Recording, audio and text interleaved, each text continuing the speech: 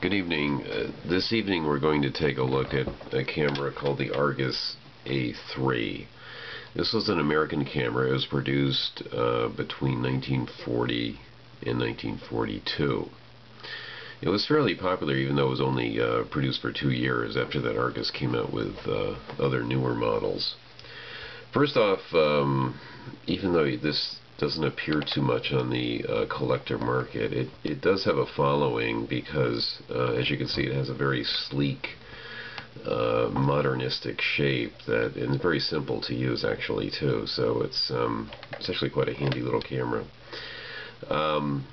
It has a collapsible lens, and you would open it. This is how it would look in its closed position. Okay, you'd open it by holding the front of the lens back a little bit and then just moving it towards infinity, and there you go. It's not a rangefinder camera per se. It has just a guesstimation type distance focusing system in which you would just read your distances in feet on the lens barrel and focus it like that.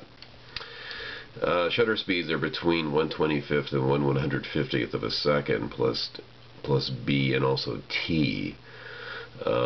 T means when you click the shutter it would stay open and until you click it again, in which case it would close. The B is only open while the shutter releases down, which is this lever here, as you can see.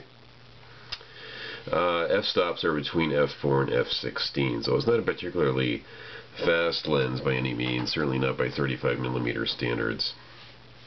And this is about a 50mm lens. Alright, looking at some of the features, first off, looking at the back of it, you see your viewfinder hole there.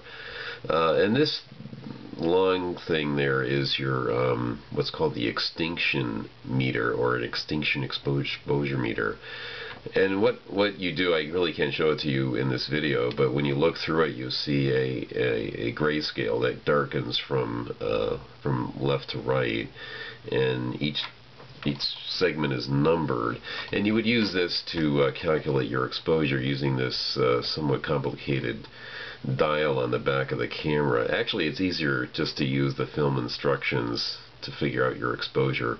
I mean, with an f4 lens, you're not going to take many pictures outside of broad daylight anyway, so you know, this is pretty much an outdoor type camera. To open the back, let me close the lens first. To open the back, you would open up this little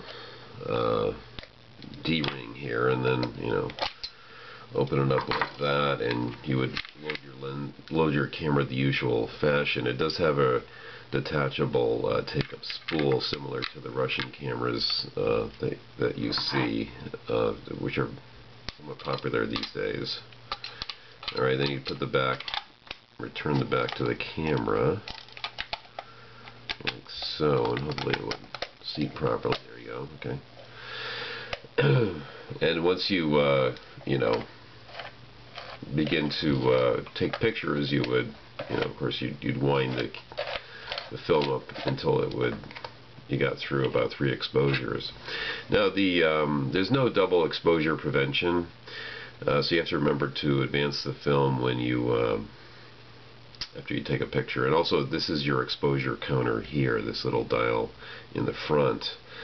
And when you're finished with the roll, you would push this button down that would release the sprocket wheel, and use this rewind, somewhat cumbersome by the way, rewind knob to get the film back in the cassette.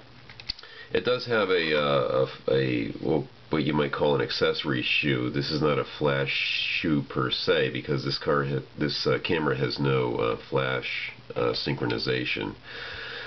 So that really is for more a real exposure meter. So that's about it. That's the story of the Argus A3. This camera actually was my father's, and has been in the family since then. So, you know, but the shutter, by the way, has since gotten a little slow. So I think its picture taking days are over. But anyway, there you go, the Argus A3.